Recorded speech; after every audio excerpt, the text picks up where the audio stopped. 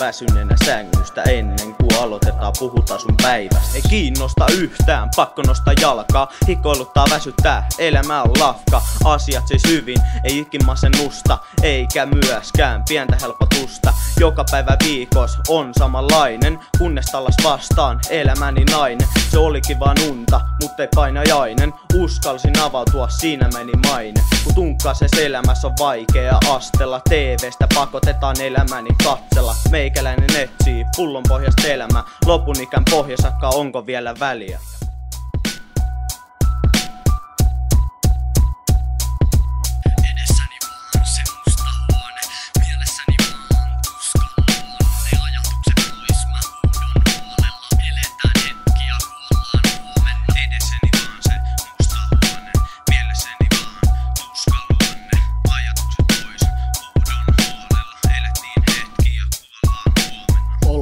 Maassa, ylämäki vastassa, perhosia vatsassa, yltäpäältä paskassa, kuka ottas lasta, joka tietä tallaa, taivas harmaa, taasko huonoa karmaa, ajatuksia mielessä, mikä on taas pielessä, nyt sopan keitin ja on aika liemessä.